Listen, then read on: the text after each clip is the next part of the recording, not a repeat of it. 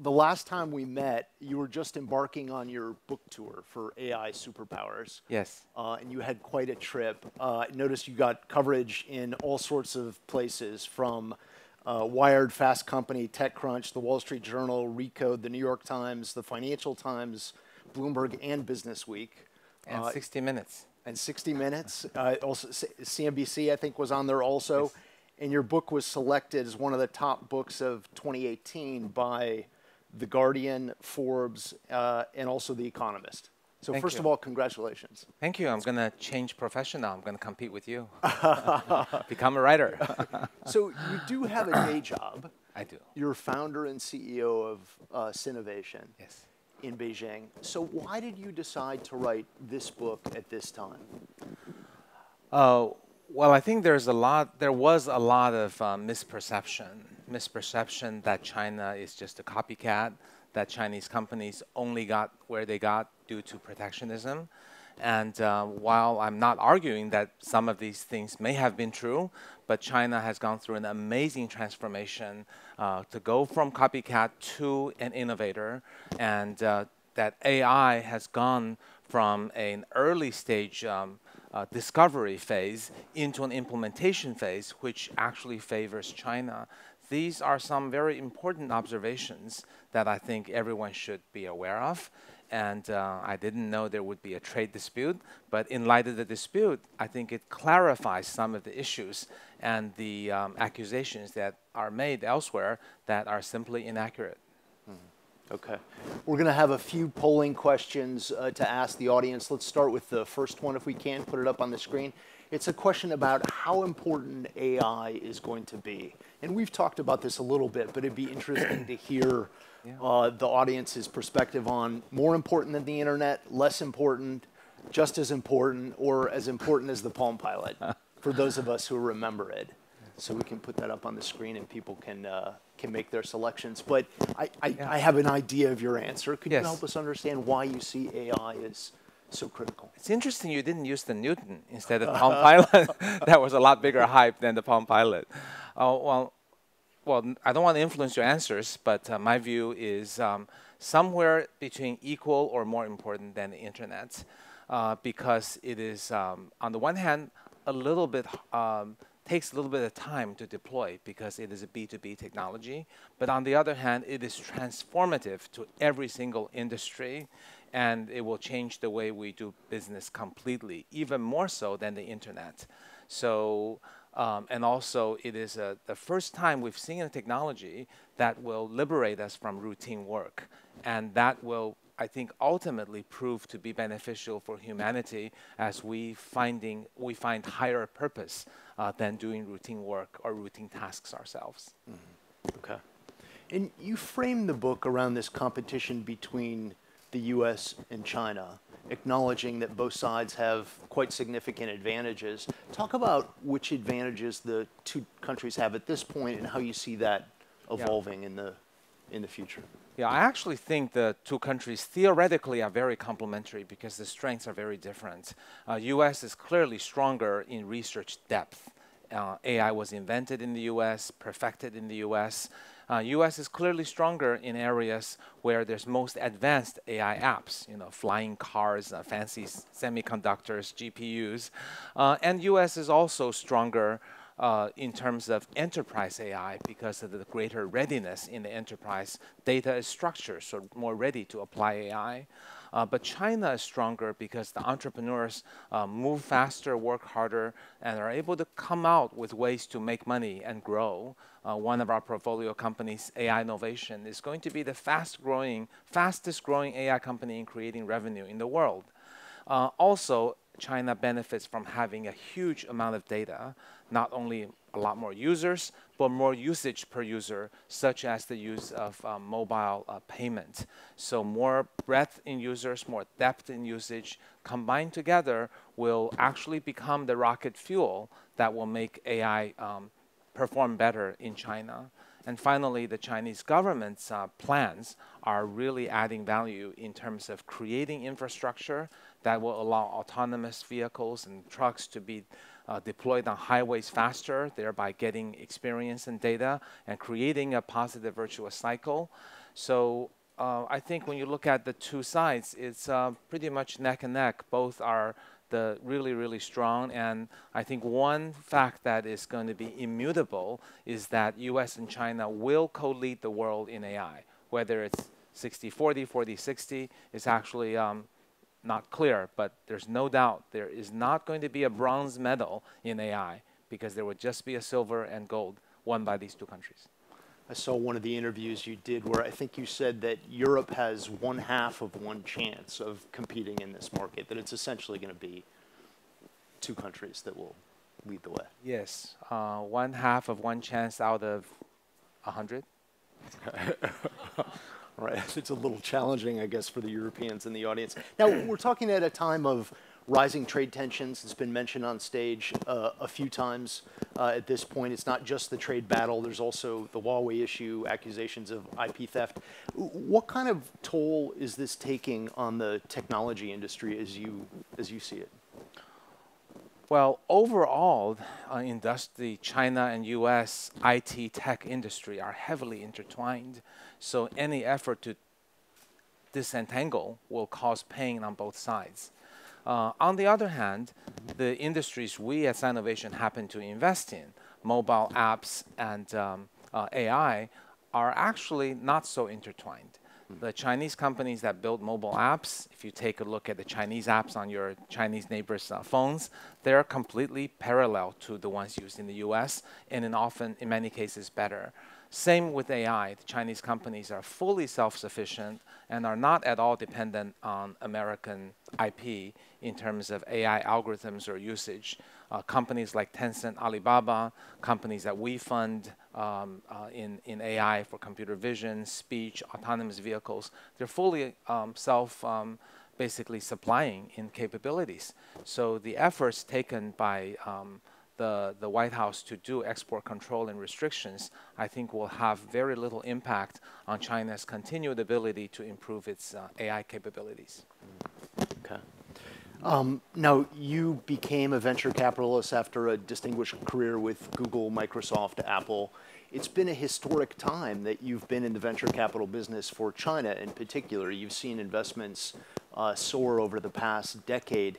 We are at the Bloomberg Invest conference. Talk a bit about your investment strategy and how that's evolved over the past decade. Sure. China is an amazing market in the sense that everything moves at light speed. When we started, we went into institutional angel investment because we saw that space was vacant. We did very, very well in that space, but very quickly became heavily populated. Then we moved on to become a VC. And as a VC, I think we continue to do a very good job in picking areas that are hyper-growth. And that hyper-growth may be driven by technology, such as AI. It may be driven by population dividend as new groups of people come online. And once, at some point people think, okay, it's saturated, it's BAT, and then Toutiao comes out, Pinduoduo comes out, VIPKid comes out. And it's always creating upside opportunities because new groups of users are coming online. And so we continue to look for technology opportunities, business opportunities, as well as new populations coming online. So China has all these benefits, and the large market means greater upside, more dollars. It also means more data for AI. And the government has been very, very supportive. And even during challenging economic times like today, the tech industry and the investment in tech industry continues to blossom, and we continue to see companies at record-breaking valuations. So I think it's a very healthy, very vibrant industry that's been created in record time. There's no other country that's done that. I used to work in Silicon Valley. People in Silicon Valley generally believed, and I used to believe, that it was just organic and the right mindset with Stanford and Schlumberger people and the PayPal mafia. It was just an unrepeatable, unmanufacturable kind of phenomenon. And I think China has proven that theory wrong. And increasing amount of money, people learning very quickly, very fast entrepreneurs who are maybe less creative than Silicon Valley people, but they're more tenacious, work harder, work in a greater market that goes for winner take all, is a completely different model of innovation and value creation. As a result, Chinese VC at the top quartile, top 10%, consistently has beaten Silicon Valley in performance, and I would expect that to continue. You mentioned how long the China market has been dominated by a handful of players. It was Alibaba, Tencent, and Baidu for a while. More recently, really Alibaba and Tencent. Do you see that duopoly effectively being broken now with these new generation of startups? I think in the areas within their spheres of influence, they are very strong. In China, it's called hold on to the thigh of Alibaba or Tencent, then they'll take you places. And we've seen many companies they've taken to places. But on the other hand, I don't think they'll dominate the whole China. They dominate in areas in which they're strong: gaming, social, e-commerce, finance, etc. But there are many new areas. AI, for example, will be applied to banking, insurance, retail, healthcare, clinics, schools, education, supply chain, back office. These are all areas that neither Tencent nor Alibaba are strong. And those are going to be the best playground for our entrepreneurs and VCs because companies don't leverage as much advantage from the giants. And I do think there will be new $10 billion, $50 billion companies emerging, as we have seen. I think the evidence that Total is near $100 billion is an example that even with the strength that Alibaba and Tencent have, it is still possible to create a $100 billion company. Mm-hmm. I want to delve a bit more deeply into the investing question and how you invest. How do you invest AI at this point? That's a very good question because AI is changing every year. When we started, the investment thesis was, it's a rocket science. Find the rocket scientists, give them whatever they want, and help them find business applications. And we did well. We have 5 AI unicorns in a short period of about 2 or 3 years. And we have fantastic returns, as have other entrepreneurs and VCs. But AI is undergoing a very important transformation from rocket science to mainstream. And it's not quite mainstream yet. You can't go to any computer science engineer and say, become an AI engineer. But you can take a brilliant computer science engineer, a brilliant engineer, not any engineer, and take just 5 weeks and they can get into AI. So Sinovation Ventures, we're impatient to watch how slow the AI industry is growing. So we're doing a number of things. We are training AI engineers, 700 per year. We are trying to take traditional business people and salespeople and saying, why don't you come and become a CEO of an AI company? And underlying that current is the transformation of going from AI as rocket science to AI as a business enabler. And what that means is we want AI businesses to be first businesses, secondarily AI. And the investment thesis is no longer find the rocket scientists, but find the brilliant business person who will partner with a really good AI engineer and then look for the value proposition and the value creation. And with AI playing a major role, it's kind of like the early days. There were a lot of internet companies, and then every company needed. And then some companies embraced internet and did very well, and then everybody had internet. So AI will be the same way. You know, we're looking at 18 Chinese AI unicorns. That's great.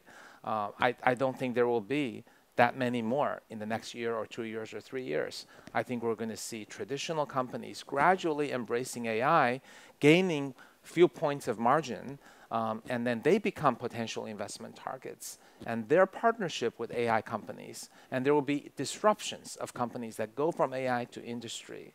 When you think about the entry barrier of AI 2 years ago was this high. Only the rocket science AI people can do it. Now it's only this high. So it is within reach for many companies, and that will change the investment proposition. Finally, when you think about PwC estimating AI to create $16 trillion of net incremental GDP by 2030, they're not all going to be AI companies. In fact, there will be very little going to AI companies. They'll go into enterprise software companies. They'll go into traditional companies that are first to embrace AI and use AI to gain market share, to accelerate, break out of a fragmented market, and become a brand or dominant in their space as an AI-infused company. That will be a major transformation. I think that began about a year ago when we made the investment in AI Innovation, which is proving to be the first company of this sort, and we think that will be the trend going forward. So do you think that every traditional company needs an AI strategy now the way that they needed an internet strategy a couple decades ago? Should they be getting asked that question by investors and being able to answer it? In general, yes, but especially larger companies.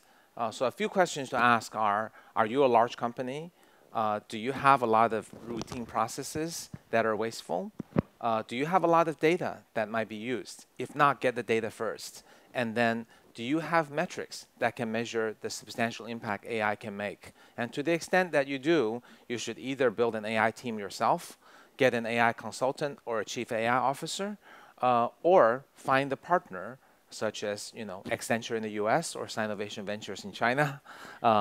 We have different models, but our jobs are to help traditional companies embrace AI. So yes, I think so. But if the answers are no, then you might not be in an industry that's going to be disrupted or enhanced by AI in the next year or two, and maybe you can wait a little longer. Now, you raised a $500 million USD fund last year to make investments. At that time, you said you anticipated valuations would come down and you wanted cash to be able to pick up some of those investments. Yes. So have the valuations come down, and do you anticipate they'll come down more in the private market? There are a couple of phenomena happening at the same time. One is that AI valuation became unreasonable about a year ago, which I predicted 2.5 years ago. So we concentrated our investment between 2.5 and 1 year ago, and then we paused. We made only a small handful of AI technology investments, partly because of the unreasonable valuation, and partly because we're seeing a transformation of AI going from rocket science into real business. So we've done a lot of AI-infused business investments. We've made investments in several e-commerce companies that can be dramatically enhanced by AI, companies like Aikuchun, Beidian. We've made investments in several healthcare companies that are not AI companies, but once they accumulate the data, AI would create tremendous value. Not quite ready to disclose them yet. We did make a couple of AI business investments. AI Innovation is such an example. So we are deploying capital by the total dollars, much less than 2 years ago. But we feel really good about our portfolio because there were companies that raised money at a very high valuation over the past 12 months.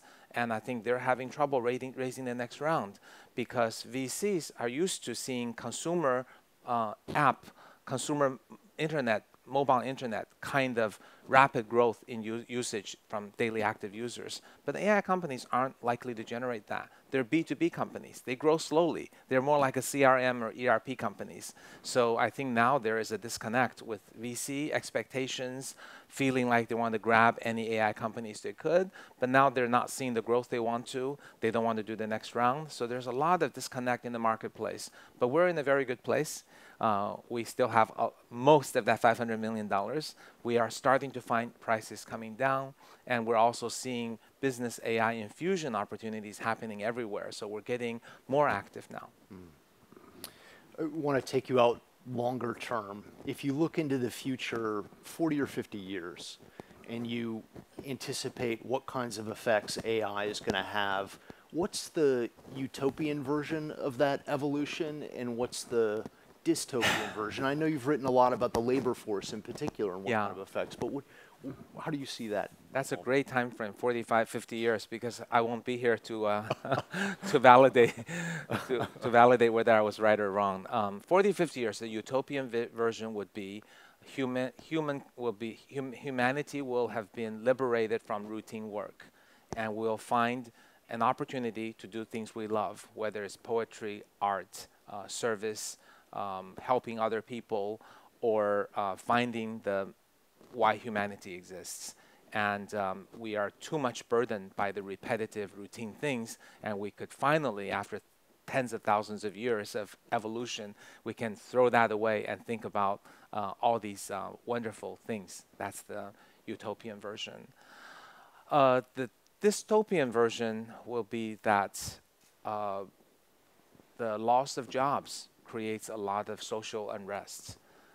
It could also be that we've become overly dependent on irresponsible deployment of AI that causes us to lose control. Not to robot overlords, but we become overly dependent and we become more like something plugged into our, not really physically plugged in, but we depend on AI to make all of our decisions. And we give up the one thing that we must not give up as humans, that is our freedom of choice. The Matrix version of the AI. Yeah, not the physical. I don't really think the physical plug-in is going to be very easy, but I do think laziness, and you just open up Facebook newsfeed or Toutiao and just click all day, you become a clicking machine.